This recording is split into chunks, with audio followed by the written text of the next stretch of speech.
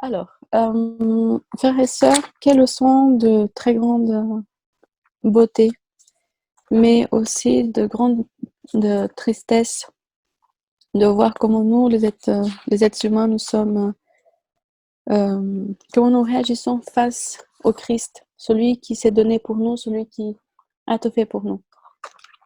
Et le titre de la leçon, c'est abandonné par son ami et par son adversaire. Que l'adversaire abandonne, on peut trouver ça normal, mais qu'un ami abandonne, ça c'est plus triste. Le verset de Marc 14,50 nous dit « Alors tous l'abandonnèrent et prirent la fuite ». Et le texte suivant, Gabi, est-ce que tu peux lire? Ça te dérange pas, comme ça je participe pas toute seule.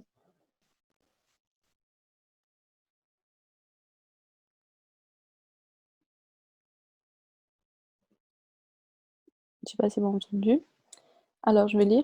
Le Fils de Dieu était affligé, méprisé et rejeté, un homme de douleur et habitué à la souffrance. Bon, le texte est clair, donc je pense que nous pouvons passer directement aux questions que nous avons pour ce matin. Trahi par un ami. Alors, quel fut cet ami? Fut Judas. Et comment a-t-il trahi Jésus?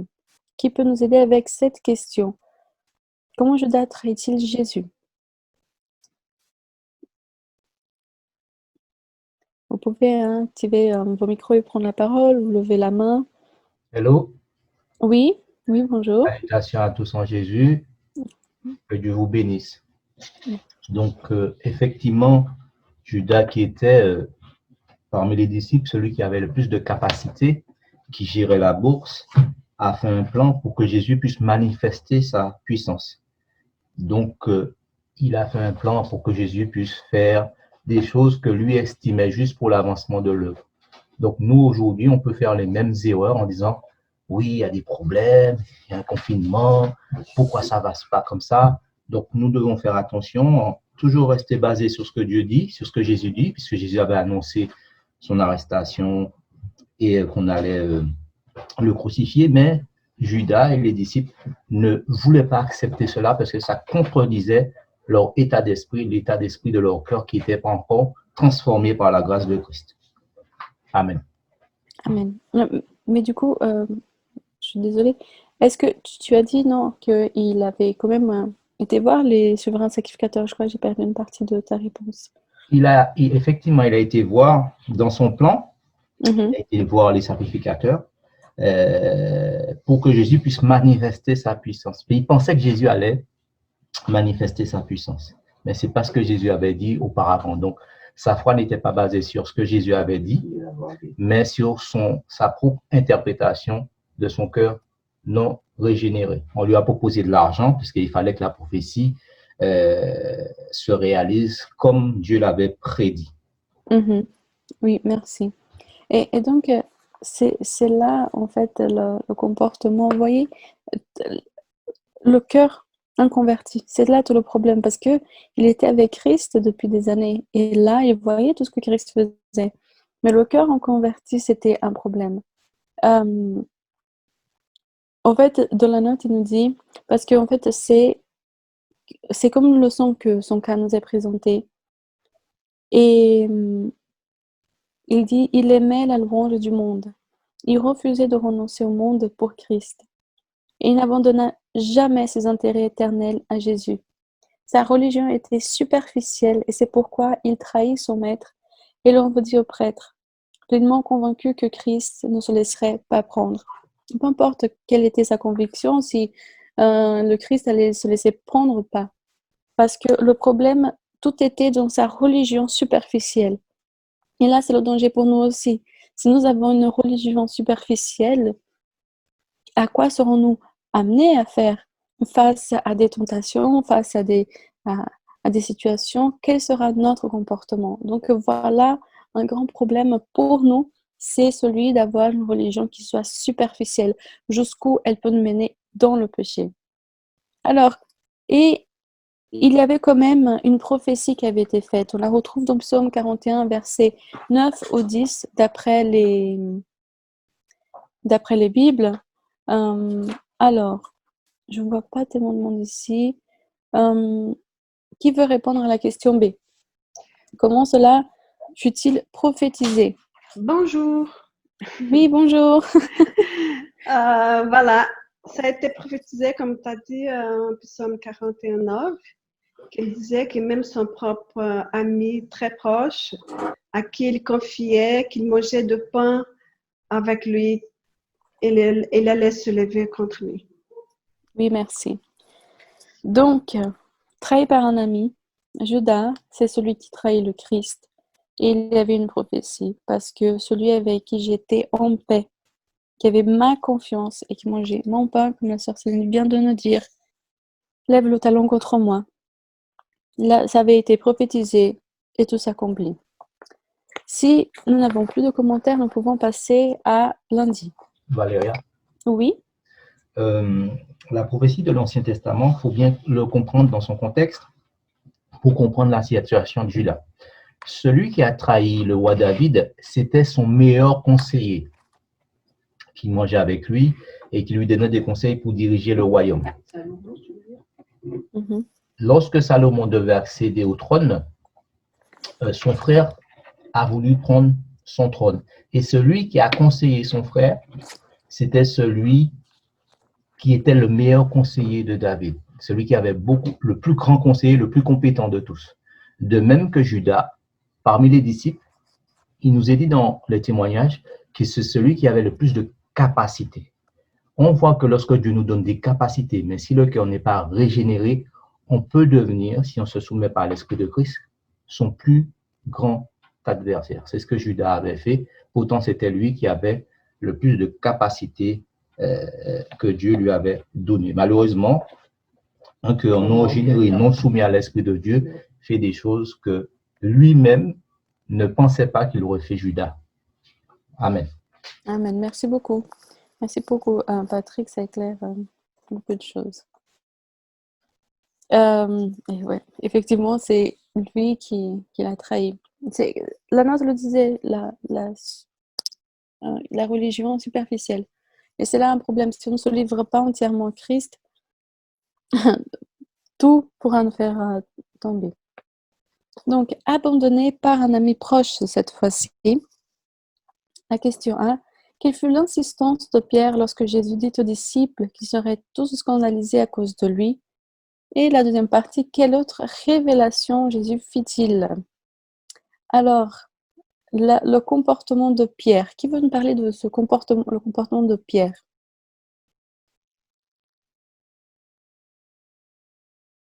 Personne? Je vais devoir interroger. Alors, je vois Fabio. Donc, Fabio, est-ce que tu peux nous aider avec la question 1? Bonjour à tous. Bonjour. Et bon sabbat. Bon, ça va. Pierre, il était un des disciples de Jésus qui était plus proche de Jésus. Et lui, il était un disciple, il était un homme qui avait sa confiance dans sa propre force, dans sa conviction aussi. Et lui, il a pensé qu'il était très fort. Et Jésus, il a dit que tous les disciples vont se scandaliser en cause de lui ce soir. Et Pierre, il a dit non, même que tous les autres prennent de la fuite, qu'ils se cachent, moi, je vais aller avec vous jusqu'à la mort. Parce que lui, il a confié à lui-même. Et puis, Jésus, il a dit, écoute, peut-être ça, c'est ça votre intention, mais par contre, avant qu'il comment ça s'appelle, coq, Oui, le coq. avant que le coq il chante, pendant 3 fois, tu vas même dire que tu ne me connais pas, que tu vas me trahir aussi pendant 3 fois. Et c'est passé comme ça. Parfois, nous sommes comme Pierre. On confie la religion dans notre force, dans notre capacité humaine, et puis on oublie que nous sommes faibles. que dans la prochaine preuve, on va tomber. C'est ça que Jésus il est en train de dire à nous aujourd'hui. Écoute, Mhm.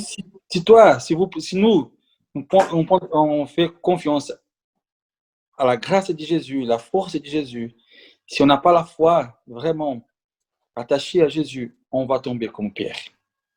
Merci. Merci beaucoup. Et effectivement, il a insisté, il a dit non, non, non, mais c'est hors de question que moi, je vais te trahir. Je serai scandalisée. Mais Jésus, il a révélé. Alors, comment les paroles de Jésus s'accomplirent-elles? Malheureusement? J'ai un frère Jean-Paul. Est-ce que tu peux nous aider avec cette question?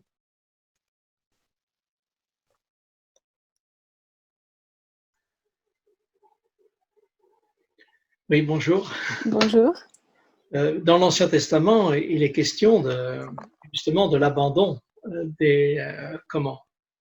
que Jésus serait trahi par les siens. Et en particulier, donc aussi bien Judas que Pierre. Mais il y a quand même une grande différence entre Pierre et Judas. Pierre s'est repenti sincèrement, alors que Judas, lui, était beaucoup plus conscient de ce qu'il faisait que Pierre. Pierre a été surpris, s'est fait surprendre lui-même, mais Judas était conscient jusqu'au bout.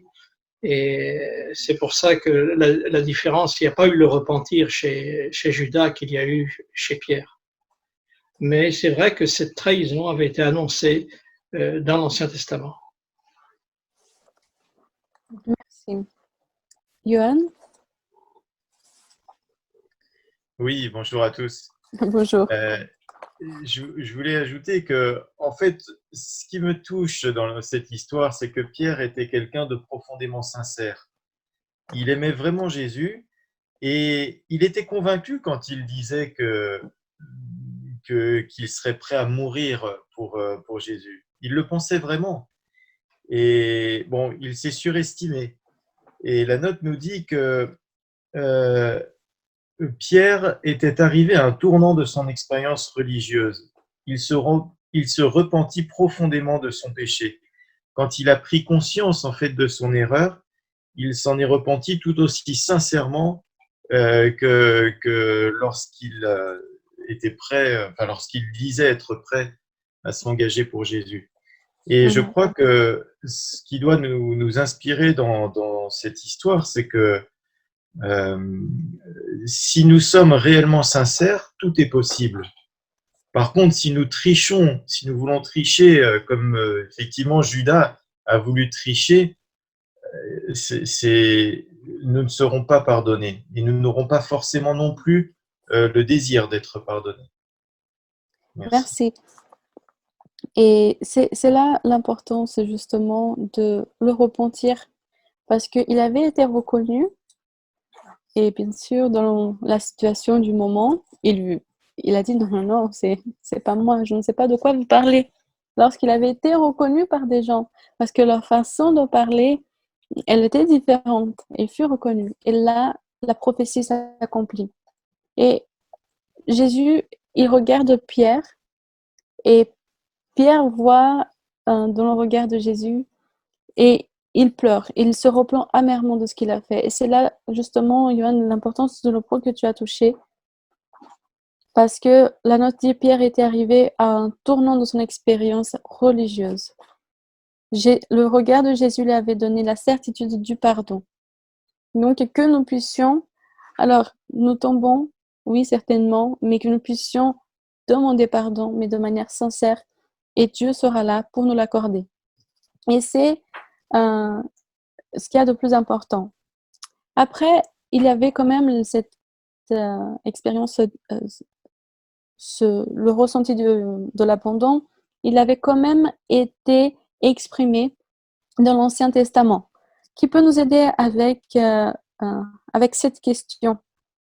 Et surtout aussi, pourquoi Jésus le permit, parce que la question de C va nous demander aussi pourquoi Jésus le permit.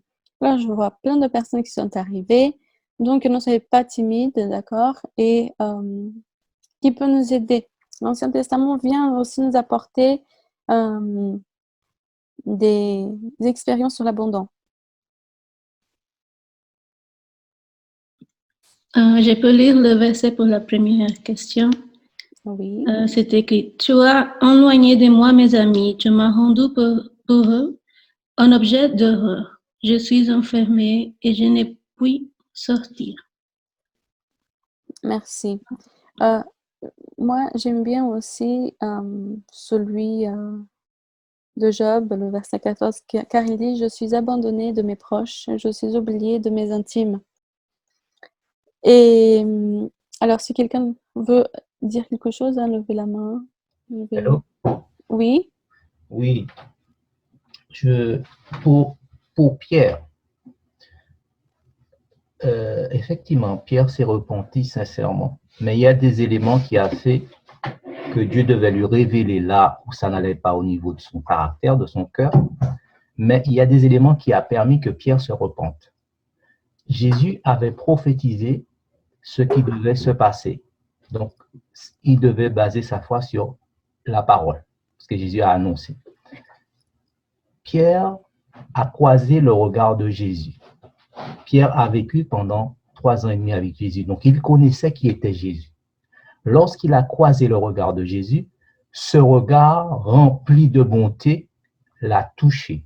Donc, il y avait la parole, ce que Jésus avait prophétisé, la vie qu'il avait avec Jésus pendant 3 ans et demi, qui représente notre relation qu'on a avec Jésus, et le regard de Jésus, c'est-à-dire cette bonté permanente. Donc, la bonté permanente, l'amour de Dieu, la relation qu'il y a avec Jésus et la parole de Dieu a brisé le cœur de Jésus grâce au Saint-Esprit. Pour ce qui s'est passé, Jésus a été abandonné par ses amis. Il y a l'exemple de David et l'exemple de Job. Job avait tout perdu. Il avait un ulcère malin. Cet ulcère représente le péché du monde que Jésus porte sur lui. Et il a été accusé injustement par ses amis, de même que les amis de Jésus l'ont abandonné. La seule personne sur qui il pouvait encore compter Jésus à ce moment-là, c'était sur l'amour de son Père. Et aussi, ce qui le motivait, c'était qu'il voulait sauver toute l'humanité. Donc, ce qui dénote là, c'est que la confiance totale en son Père, de même que Job, il mettait tout le temps sa confiance en Dieu. Job est un type de Christ dans ce moment-là. Amen. Amen. Merci beaucoup. Et la note, elle vient pour nous dire que j'aimerais bien la lire parce qu'elle dit: C'est pour sauver des pécheurs que Christ a quitté son foyer céleste et qu'il est venu souffrir et mourir sur terre. Il a travaillé dans ce but, il a prié, agonisé jusqu'à ce que le cœur brisé, abandonné par ceux qu'il était venu sauver, il fit le don de sa vie sur le calvaire. Et donc là, voyons que abandonné par ceux qu'il était venu sauver. Là, on parle d'un ami proche de Jésus avec qui Jésus, il était à ce temps-là, l'avait abandonné. Mais nous sommes tous les fils de Dieu, nous sommes tous aimés de Dieu. Et nous faisons la même chose. Même le sacrifice de Jésus étant fait, même si nous étions là-bas, nous aussi, nous l'abandonnons.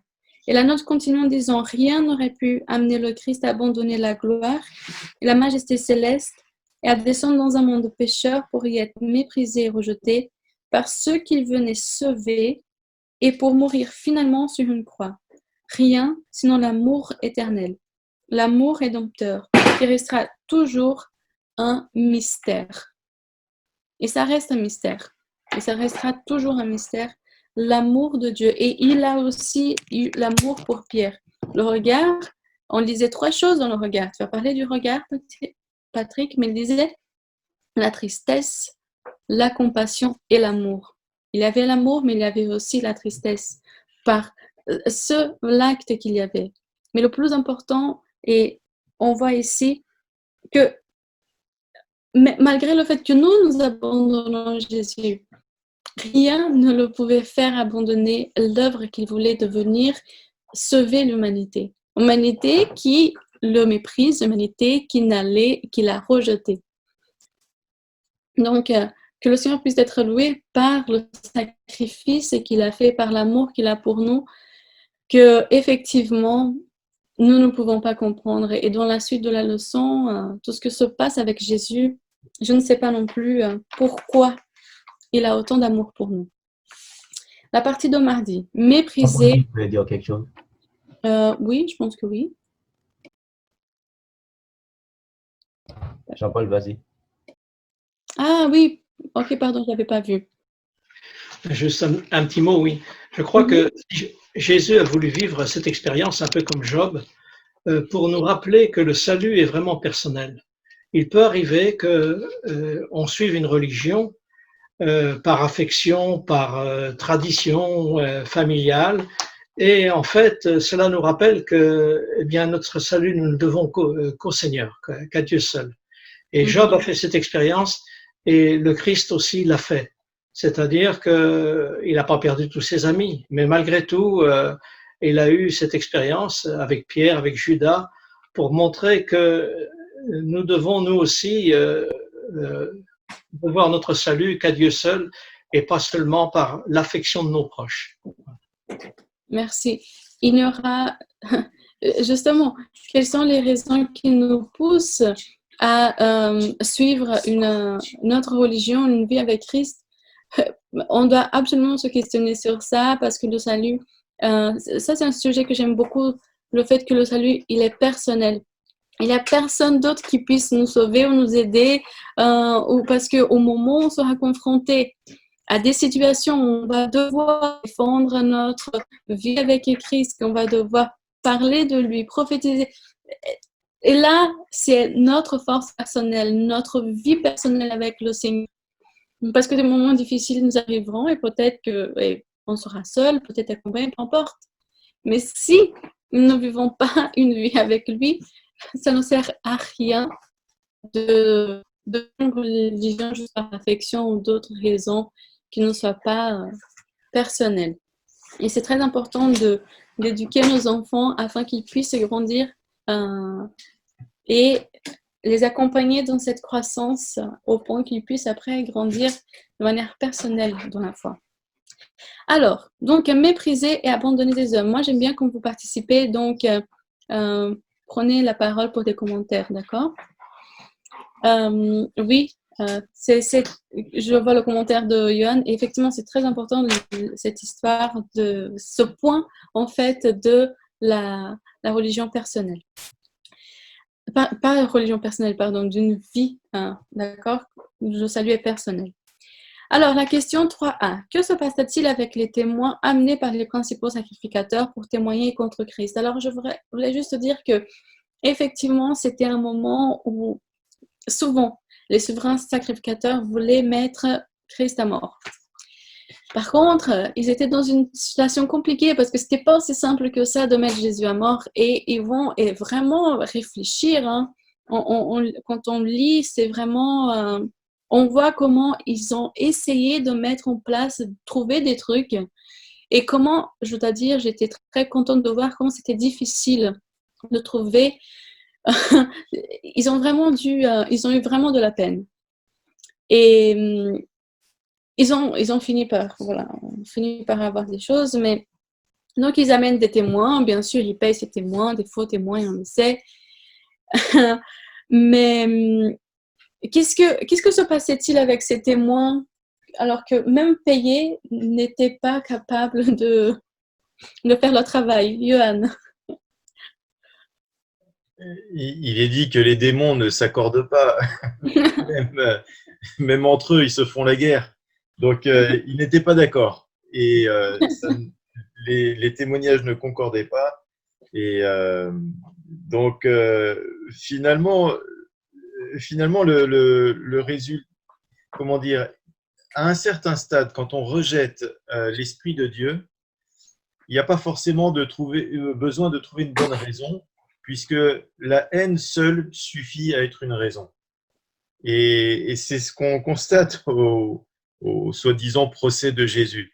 Il y avait tellement de haine que, même sans raison, ils étaient capables de l'accuser et de vouloir le mettre à mort. Justement, ce procès, oui, la haine, elle conduisait tout. Ils étaient aveuglés par cette volonté, peut-être même pas aveuglés, ils voulaient, par cette volonté de mettre à mort Jésus. Le problème, c'était qu'eux, ils ne pouvaient pas donner une condamnation de mort. Donc, ils étaient obligés, c'était les Romains seulement qui pouvaient le faire, donc ils étaient obligés de chercher des moyens qui puissent, il fallait trouver un sujet commun entre pharisiens, sadducéens, souverains sacrificateurs et romains pour que Jésus puisse être condamné à mort. Il fallait trouver là un point pour qu'il puisse s'accorder sur ce sujet. Et donc là, ils vont vraiment chercher, et c'est incroyable. Il y avait même les paroles que les témoignages qui venaient tordre les paroles de Jésus, même ça, c'était compliqué, on n'y arrivait pas parce que, comme tu as dit, ils n'étaient pas d'accord, c'était pas crédible. Mais à un moment donné, quand Jésus est interrogé, alors là, quand on touche le point de la divinité, de sa relation avec le Père, alors là, Jésus doit parler. L'esprit de prophétie dit, il y a un temps pour se taire, mais il y a un temps pour parler. Et Jésus savait qu'il y avait un temps pour parler. Et là, quand il doit parler, alors qui peut nous aider avec la question B? Parce qu'il dit quelle fut la réponse de Jésus quand on lui demanda s'il était le Christ ou Fils de Dieu. À cette parole, quelle fut la réaction du souverain sacrificateur? Et là, cette réaction, c'est le point cible. C'est la réaction qui a tout changé. Et Jésus, donc, il faut savoir qu'avant, il ne parlait pas. Et là, à ce moment, quand on lui demande s'il était le Christ, alors là, Jésus, il décide de parler. Donc, qui veut nous aider avec cette question, je vois? Patrick, est-ce que tu veux? Oui.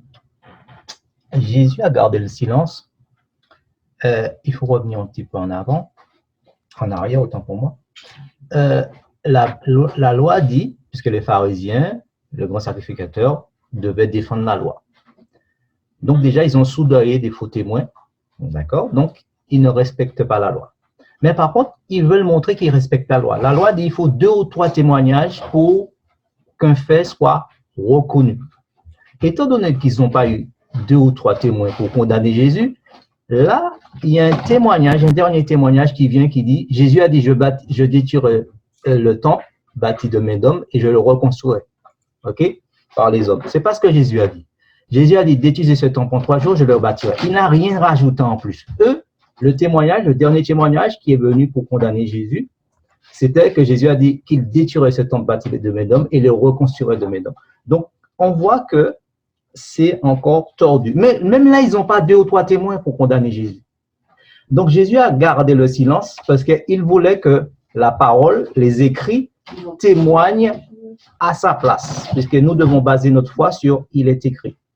Lorsqu'on a sommé Jésus de dire s'il était le Fils de Dieu, et dans la pensée juive, dans la compréhension juive, ils savaient que Fils de Dieu, c'était Dieu incarné en homme. Et comme leur foi était basée non sur les Écritures, mais sur la haine qui manifestait à Jésus, puisque de nombreux témoignages dans le passé, la vie de Jésus, les miracles de Jésus, tout ce qui l'entourait prouvait par les Écritures qu'il était vraiment ce qu'il disait. Mais leur foi, ce procès n'était pas pour révéler la vérité, mais ils cherchaient tous les moyens, animés par la haine de Christ, puisqu'ils avaient le caractère, par la haine de Satan, puisqu'ils avaient le caractère de Satan, pour condamner Jésus. Nous aussi, si nous ne basons pas notre foi sur une relation réelle avec Jésus, basée sur sa parole, sous l'influence de l'Esprit, que nous le voulions ou pas, nous aurons le même comportement. Faisons très attention et c'est pour ça qu'il y a un verset que j'aime beaucoup. Jésus disait souvent que votre cœur ne se trouble point. Et donc à ce moment-là, on doit être en harmonie avec la parole de Dieu, soumis à l'Esprit de Dieu et ainsi Dieu pourra nous diriger et nous guider et nous ne condamnons pas, nous ne renoncerons pas aux promesses que Dieu nous a faites par l'intermédiaire de son Fils Jésus-Christ. Amen. Amen. Patrick, as-tu répondu en me citant, je suis pénible. Non, mais en disant les paroles de Christ, parce que c'était quand même les paroles et la réaction aussi du sacrificateur. C'est deux points importants. Lorsque Jésus a dit ça, le sacrificateur, il cherchait une raison de condamner Jésus et à ce moment-là, il a déchiré ses vêtements. D'accord? Dans la loi, jamais le grand sacrificateur ne devait déchirer ses vêtements. Donc, il a accusé Jésus de blasphémer, mais c'est lui à ce moment qui a blasphémé. On appelle ça un chiasme, l'inversion des rôles. Et Satan, lui, il fait toujours une inversion des rôles. C'est-à-dire que il veut prendre la place de Dieu, il veut prendre le pouvoir de Dieu, il veut prendre l'autorité de Dieu en rejetant ce qui fait la force de Dieu, son amour, sa fidélité basée sur sa parole. Dieu ne change pas. Donc, lorsqu'il a déchiré son vêtement, il a montré par là qu'il n'était pas un représentant de Dieu, qu'il n'avait pas le caractère de Dieu, mais qu'il avait le caractère de son père, le prince des ténèbres. Merci. Et c'est effectivement ça, les paroles de Jésus, je le suis. Et après, il a dit, et vous verrez le Fils de l'homme assis à la droite de la puissance de Dieu et venant sur les nuées du ciel. Les paroles de Jésus, justement, comme tu as dit, quand il affirme sa relation avec le Père. Même à ce moment, la divinité du Christ, sort une lumière et le regard pénétrant de Jésus, c'est un regard qu'il ne pouvait pas oublier. Je crois que c'était à ce moment-là. Et donc, à ce moment, il se manifeste. Oui, Jean-Paul? Deux petites remarques. La première, c'est personne, aucun témoin n'a accusé Jésus d'avoir transgressé le sabbat. Et pourtant, devant le Sanhédrin, ça aurait pu être une raison formidable. Donc, ça prouve que, aux yeux même des pharisiens, Jésus n'a pas transgressé le sabbat. Et deuxième remarque aussi, c'est que Caïphe, sera présent, sera ressuscité à la 7e plaie, à la résurrection partielle.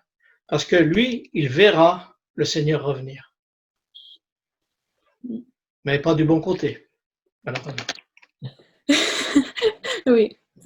Mais malheureusement, écoutez, des choix, les choix qu'on fait. Et effectivement, ce procès était ignoble. Vraiment. Quel comportement bas de la part des êtres humains face à Jésus, face à l'œuvre que Jésus était venu faire.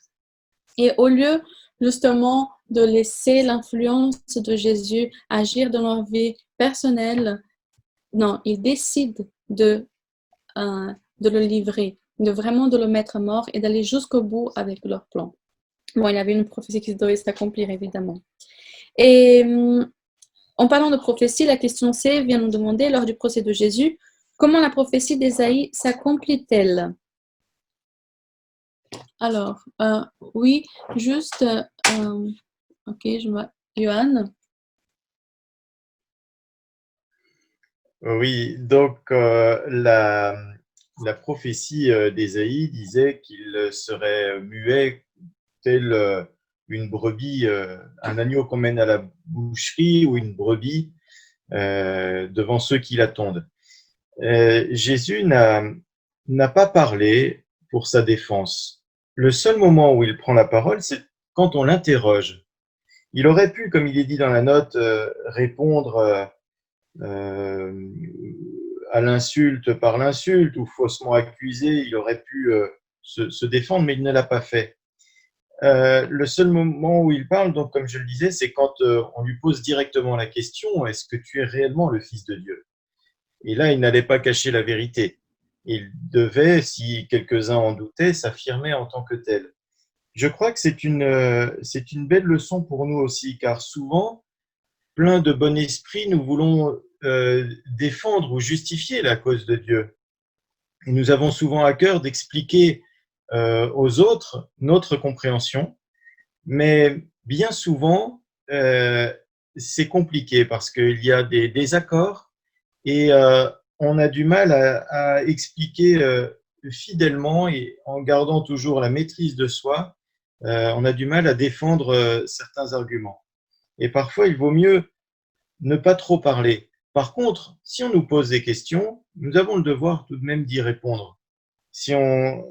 Donc, je crois que c'est important de s'inspirer de cet épisode-là parce que récemment encore, je me suis retrouvé dans une situation que je ne souhaitais pas. C'était un affrontement d'idées, mais rien ne pouvait sortir de bon de cela. Donc, plutôt que de rentrer dans des discussions sans fin, sachons nous taire. Et si on nous interroge directement sur nos convictions, alors là, faisons quelques réponses. Ne laissons pas les gens dans l'ignorance, c'est notre sujet, mais des réponses plutôt courtes, concises, de peur de dire quelque chose qui ne rendrait pas hommage à Dieu. Voilà ce que je voulais dire. Merci.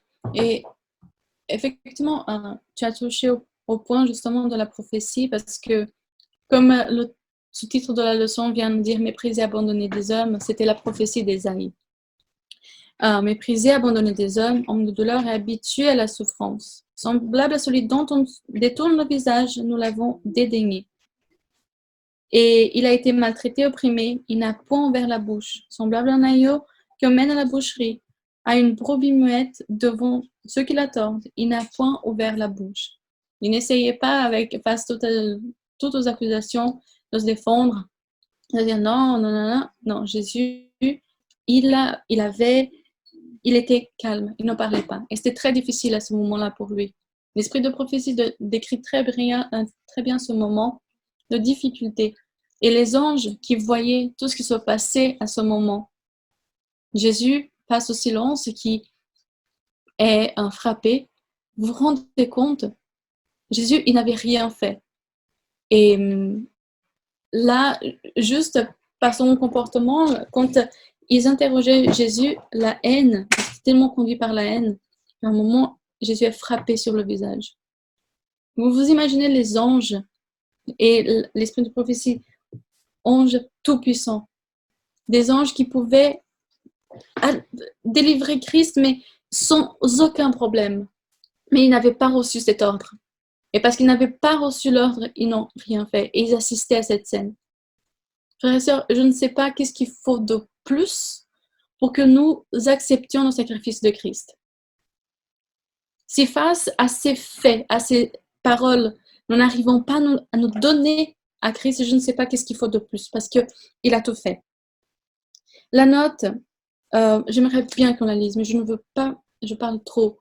Donc, je vais demander à Yves ou Myriam, l'un des deux, qui sont là, de lire toute la note, s'il vous plaît. Elle est petite, mais de très grande importance pour notre méditation. Bonjour à tous. Contemplez celui qui d'un mot aurait pu rassembler des légions d'anges pour l'aider. Regardez-le être un sujet de plaisanterie, d'amusement, d'injure et de haine. Il s'est donné lui-même en sacrifice pour le péché. Insulté, il ne maudit point. Faussement accusé, il n'ouvre pas la bouche. Il prie sur la croix pour ses assassins. Il meurt pour eux. Il paye un prix infini pour chacun d'entre nous. Il porte le poids des péchés des hommes sans murmurer. Cette victime résignée est le Fils de Dieu. Merci. Amen. Donc, que le Seigneur puisse nous aider afin que le Saint-Esprit vienne agir dans nos cœurs et que nous puissions avoir nos yeux ouverts face au sacrifice de Christ pour une humanité déchue. Peut-être qu'on peut ne pas se sentir concerné parce que nous n'avons pas vécu ces événements-là. Mais il a porté aussi mon péché, vos péchés, et que le Seigneur puisse vraiment agir en nous. La partie de mercredi, abandonnée par celui qui cherche à plaire au peuple. Je suis désolée pour le temps, donc nous allons avancer un peu plus vite. Quelle fut l'attitude de Pilate face au silence de Jésus? Alors là, c'est autre moment aussi de l'histoire, triste, ignoble aussi. Donc, rapidement, Stuart, est-ce que tu es là? Quelle fut l'attitude de Pilate? Mais bien sûr que je suis là et je comptais répondre à la question. Donc, tu vois, les grandes surprises. Écoute, cette attitude de Pilate, moi, plus j'y repense et plus je me dis c'est dommage. C'est dommage parce que il avait envie de sauver Jésus, il avait aussi malheureusement une réputation à tenir. Et pourtant, lorsqu'il a posé la question à Jésus en lui disant est-ce que tu es le roi des Juifs? Et Jésus lui dit tu le dis. Et en disant cela, son visage s'illumina comme s'il reflétait un rayon de soleil. Il a eu la preuve que Jésus était le roi des Juifs. Il savait que c'était un homme innocent. Il savait qu'il n'avait rien fait. Il savait que les sacrificateurs lui portaient envie. Mais il y a ce qu'on appelle ce que tu crois et il y a ce que tu fais. Et toute la balance s'est faite sur ce qu'il a fait par la suite. Je pense que je n'ai pas besoin d'aller plus loin. Tu peux faire aussi la question B. Elles sont liées parce que la note, justement, parle du fait que, et cette question, elle introduit justement cette première lecture de Pilate quand il est face à Jésus. Ouais. Sa première lecture, c'est de quelqu'un qui est innocent. Il comprend, il a tout compris. Exactement. Et Jésus répond, mais donc Pilate, il va encore essayer de sauver Jésus. Qu'est-ce qu'il fait? En fait, la manière, ce qui est dommage dans la manière de Pilate pour pouvoir sauver Jésus-Christ, c'est qu'en fait, il a recours à un stratagème. D'accord? Il a recours à un stratagème en se disant, bon, il y a une fête des Juifs il y a une fête qui dit que, bon, à cette époque-là, on peut relâcher un prisonnier. Alors, il se dit, bon, bah, je vais profiter de ça pour poser la question au peuple, sachant qu'il sait très bien que ceux qui ont de l'envie vis-à-vis de Jésus, c'est les sacrificateurs. Donc, il se dit, je vais être plus malin. Alors, je vais demander plutôt au peuple, parce que le peuple, ils n'ont rien à voir avec ces sacrificateurs qui, eux, sont jaloux de cet homme. Je le vois que ces sacrificateurs sont jaloux de cet homme. Il a rien, il est hyper honnête, il est humble. Comment est-ce qu'on peut ne pas aimer un homme comme ça? Certainement, il se dit, alors, je vais être un peu plus intelligent. Il pose la question, est-ce que vous voulez que je relâche cet homme ou bien vous faites un deal? Ou je relâche Barabbas, ou je relâche Jésus-Christ. Et c'est dommage parce que, en fait, le problème, et c'est un problème que nous rencontrons, nous, dans notre vie, c'est la question du positionnement. Du positionnement clair. On ne peut pas tromper Dieu, on peut tromper les hommes, mais on ne peut pas tromper Dieu.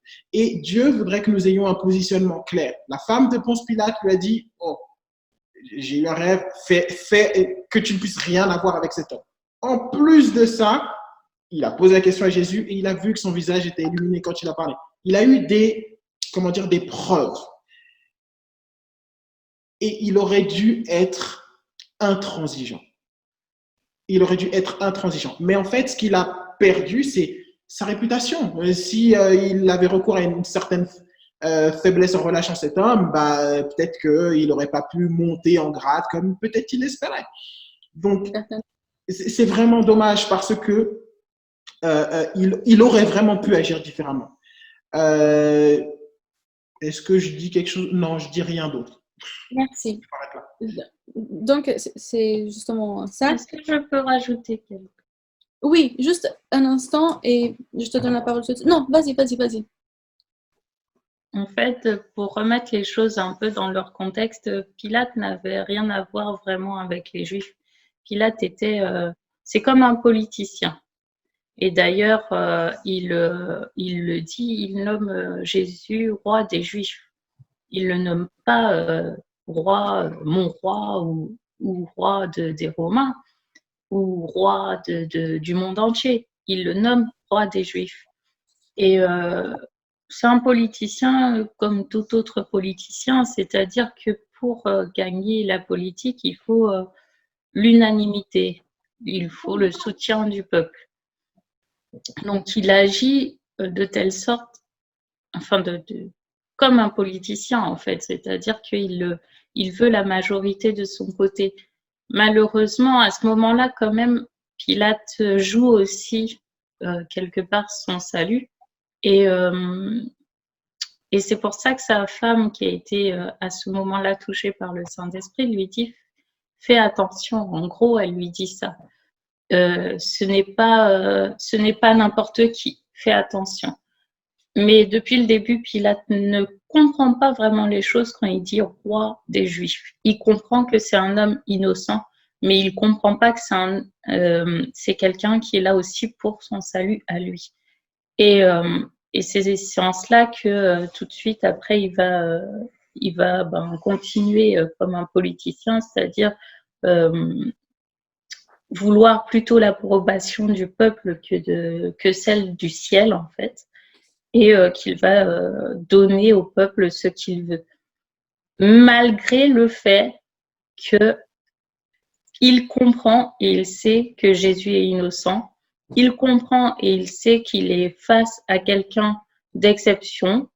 Il comprend et il sait que ce n'est pas n'importe qui, mais il ne s'inclut pas dans la responsabilité de mettre à mort un roi.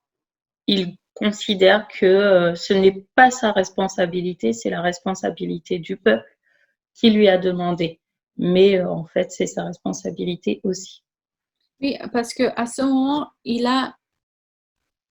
en fait, peu importe le cheminement et le temps de connaissance de Christ, à ce moment-là, il voit qui était Jésus, quel comportement il avait. Il avait compris que Jésus était innocent et il avait compris aussi qu'il y avait un complot qui se faisait contre lui. Donc, en gros, il a compris toute la situation.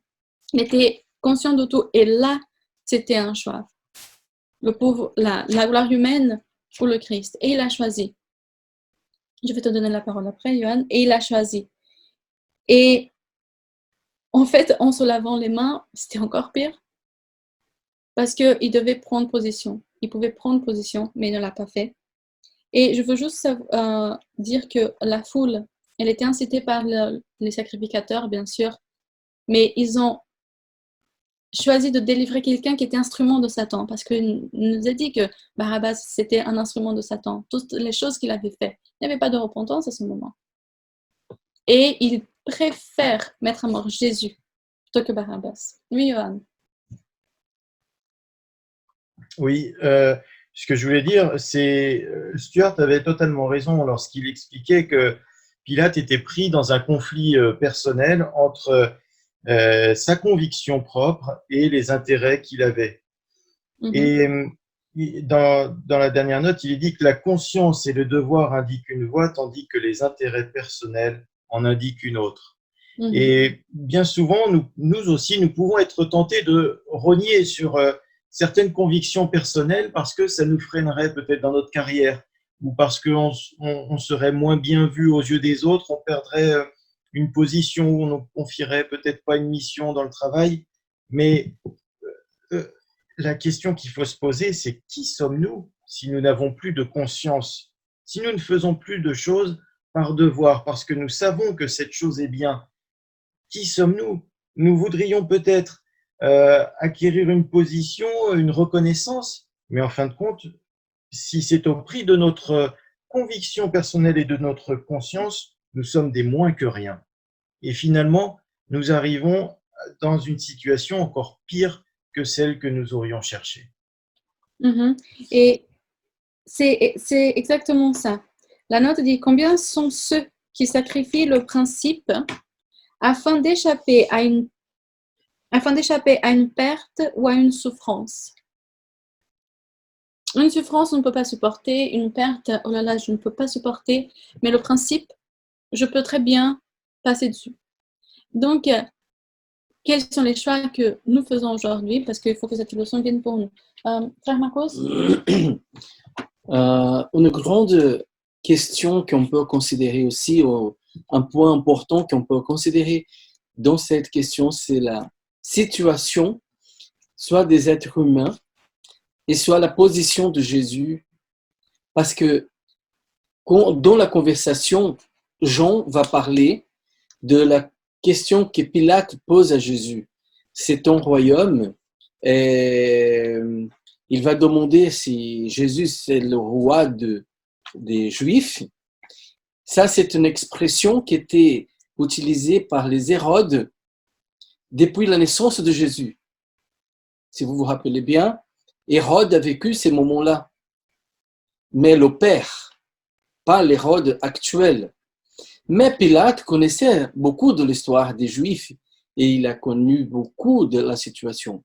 Mais soit la situation de Pierre, soit la situation des disciples, soit la situation de Pilate et aussi des sacrificateurs, tous les êtres humains qui étaient là n'ont pas bien considéré que Jésus parlait de son royaume, des cieux, du ciel. Pas un royaume qu'il est venu pour lutter, pour combattre, pour défendre, pour contrôler les esprits ou même les nations. Et donc, cette mauvaise compréhension a fait aussi que toutes les personnes qui étaient dans ce moment-là, ils mal compris les choses, ils défendaient, comme vous avez dit, leur position, leur royaume, leur situation devant le peuple. Et pour cela, je voudrais considérer aussi la situation qu'ils ont mal compris toute l'œuvre de Christ.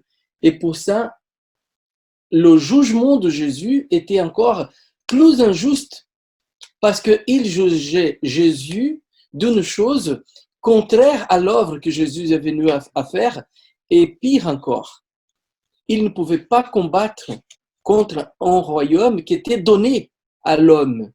Jésus est venu pour donner son royaume de gloire et son royaume de grâce. Ça, c'est un don, et ils ont cherché d'annuler ça pour rester avec un trône, pour rester avec une position, pour rester avec un pouvoir humain. Et donc, pour tout cela, ils ont perdu de vue le royaume éternel, la bénédiction que le Seigneur, que le ciel est venu les offrir.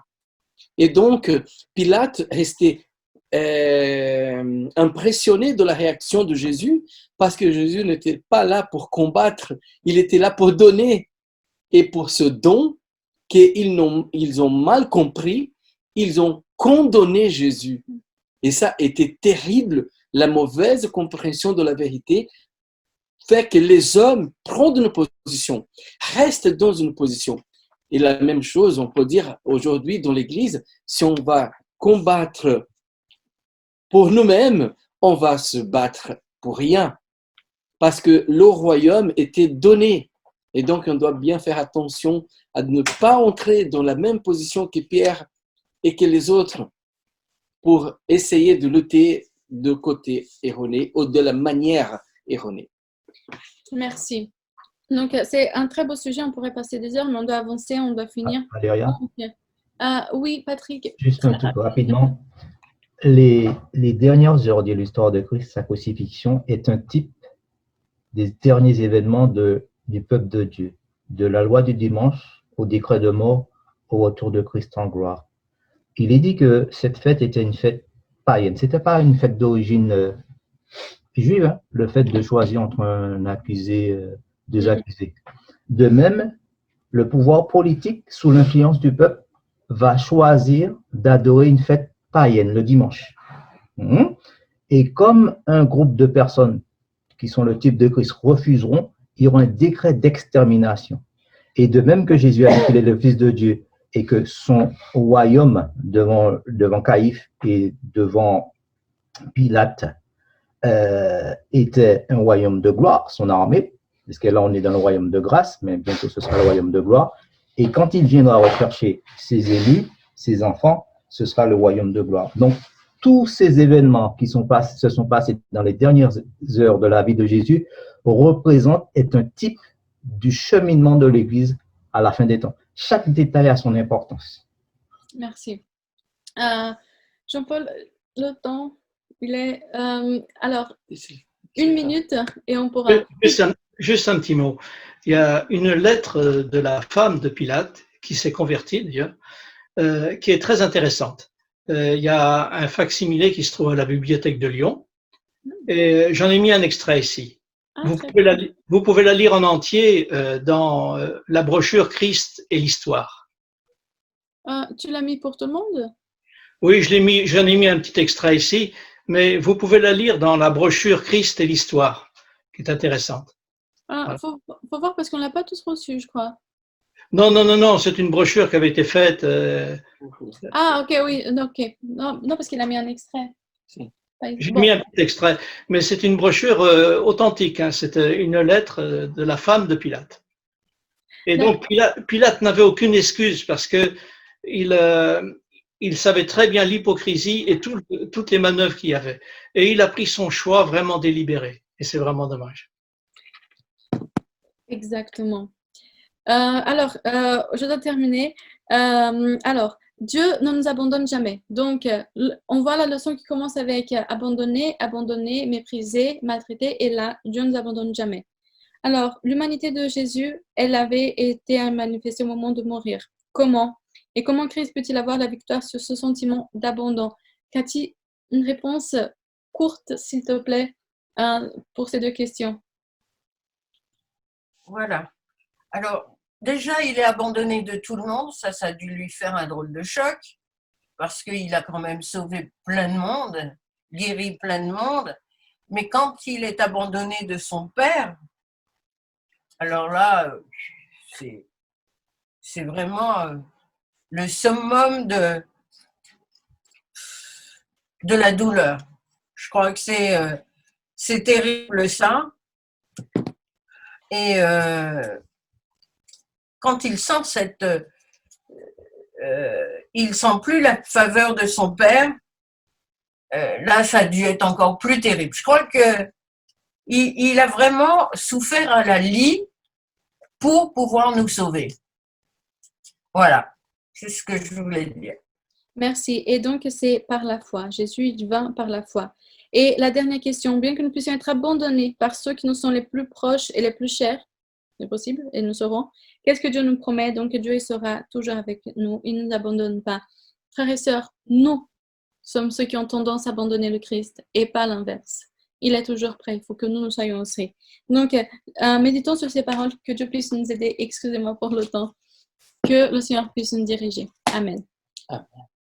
Derrière, 30 secondes, c'est ce livre-là que Jean-Paul parlait. Je ne sais pas si on voit au niveau de la caméra, je ne sais pas.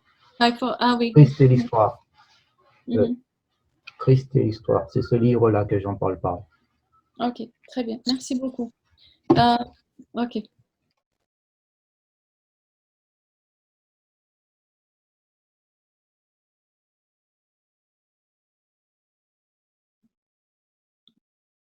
Merci. C'est fini? Oui. Merci, Sœur Valéria, et merci à tous ceux qui ont pu participer, qui ont pu apporter leurs commentaires. Comme ça, nous pouvons aider les uns les autres à bien comprendre. Que le Seigneur nous aide à continuer dans l'étude de sa parole, jour après jour. Maintenant, un des enfants de l'Église de Genève aura sa participation. C'est la petite Bianca, elle va chanter.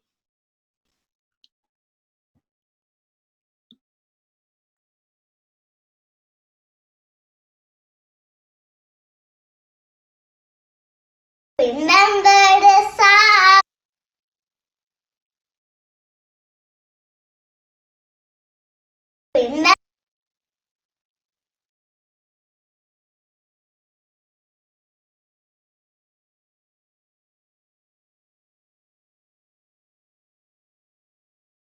Remember the Sabbath day to give it holy. 6 days Sabbath labor and the root, and the 7th day the Sabbath of the Lord your God.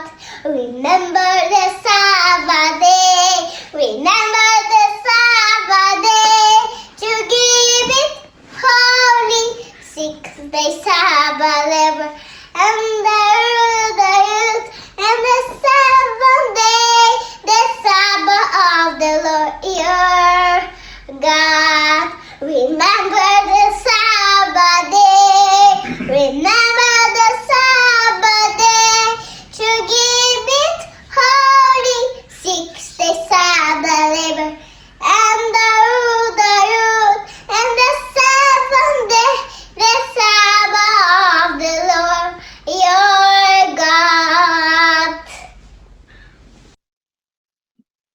Amen.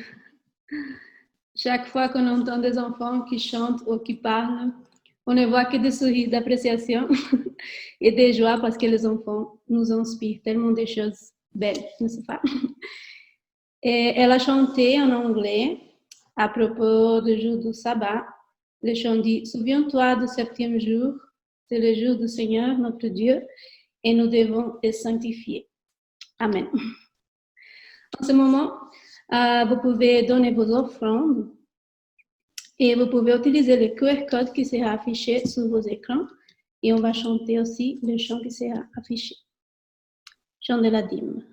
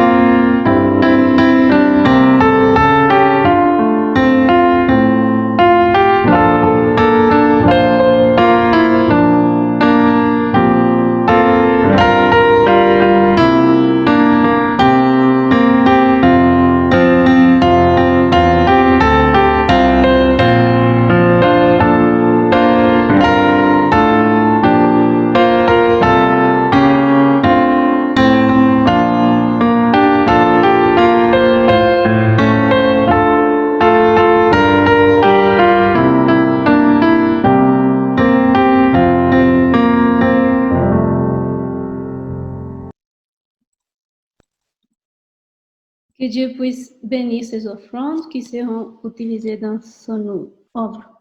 Dans son œuvre.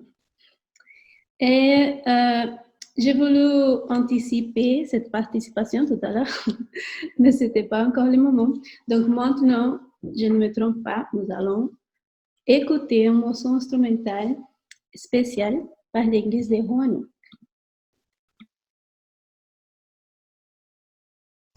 Thank you.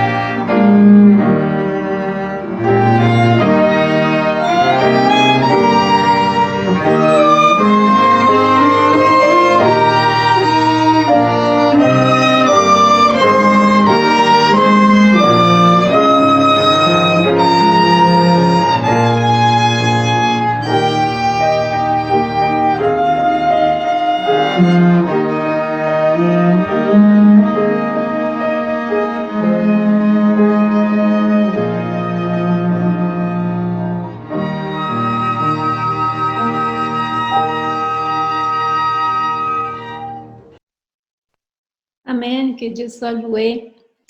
Et j'invite maintenant notre frère Fabio à faire la dernière prière.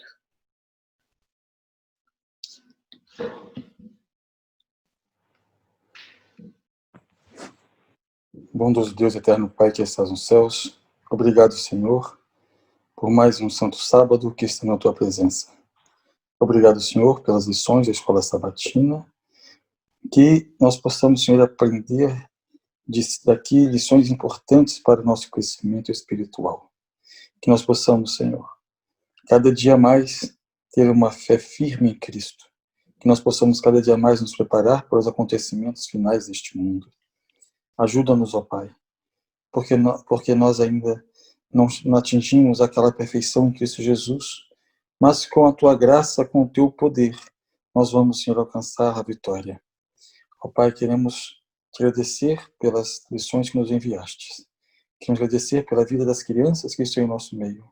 Abençoa-os para que elas possam, Senhor, crescer no temor do Teu Evangelho. Dê sabedoria aos pais para educá-los. Ó Senhor, queremos também suplicar que seja conosco no segundo trabalho, no culto divino, ungindo os lábios do pregador e fazendo com que os nossos corações sejam atingidos pelo Teu Santo Espírito, a fim de compreendermos a Tua mensagem. Seja conosco no decorrer deste santo sábado. Nós te suplicamos as Tuas bênçãos e as agradecemos em nome de Jesus. Amém.